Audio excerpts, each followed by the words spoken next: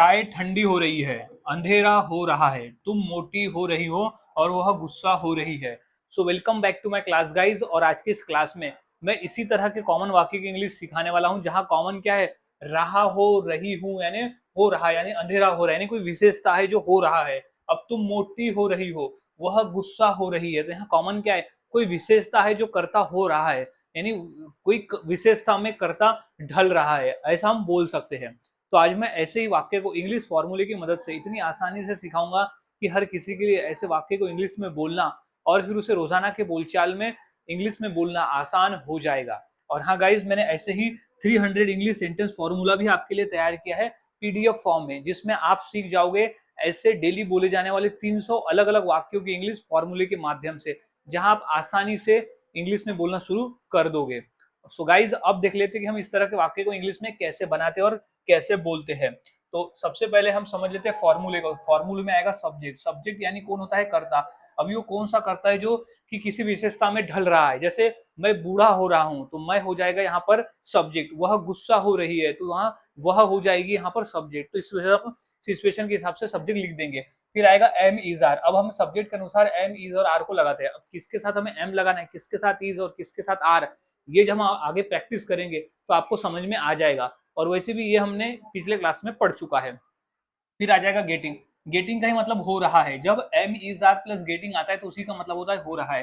तो इंग्लिश में ये गेटिंग कॉमन रहेगा। इंग्लिश के वाक्य में गेटिंग कॉमन रहेगा और हिंदी में कॉमन रहेगा हो रहा है। अब ऑब्जेक्टिव। एग्जेक्टिव यानी क्या होता है, विशेषता, यानी वो कौन से विशेषता में ढल रहा है, यानी कौन सा विशेषता हो रहा है। जैसे अंधेरा हो रहा है तो अंधेरा एक विशेषता हो गया।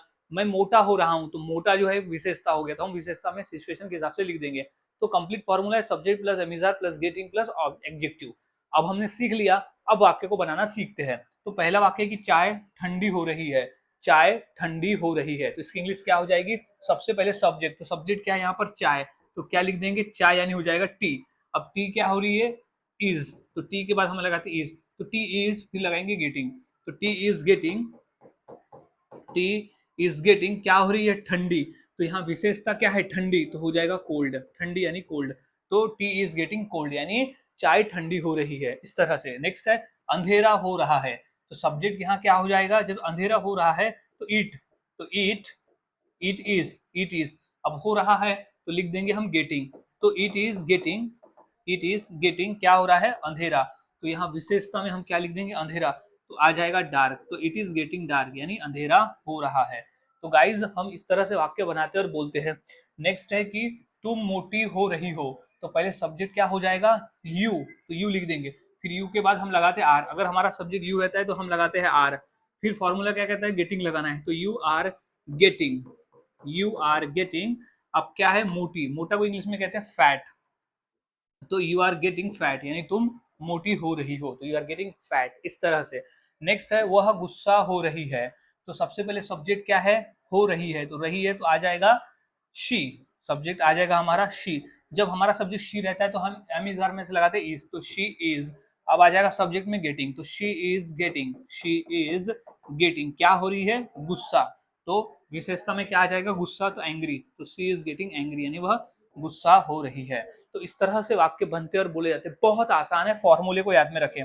नेक्स्ट देख लेते हैं, हम बूढ़े हो रहे हैं। तो सब्जेक्ट क्या आ जाएगा, हम। तो सबसे पहले हम के लिए लिख देंगे वी। फिर हम जब सब्जेक्ट हमारा वी रहता है तो हम लगाते हैं आर। तो हम बोलेंगे वी आर, वी आर। फिर आ जाएगा गेटिंग। तो we are getting, we are getting, we are getting क्या हो रहे हैं, बूढ़े। तो वी आर गेटिंग ओल्ड, हम बूढ़े हो रहे हैं। तो we are getting old. Next है तुम पतले हो रहे हो। तो क्या हो जाएगा, सबसे पहले सब्जेक्ट। तो सब्जेक्ट क्या आ जाएगा, यू। तो यू के बाद हम लगाते हैं आर। तो यू आर, यू आर क्या है, getting. You are getting, you are getting क्या हो रहे हो, पतले। तो यू आर गेटिंग थीन, तुम पतले हो रहे हो। तो यू आर गेटिंग थीन। तो गाइज, इस तरह से वाक्य बनकर बोले। बहुत आसान है, फॉर्मूले याद रखें और प्रैक्टिस करें। जितना प्रैक्टिस करोगे उतना आसान है।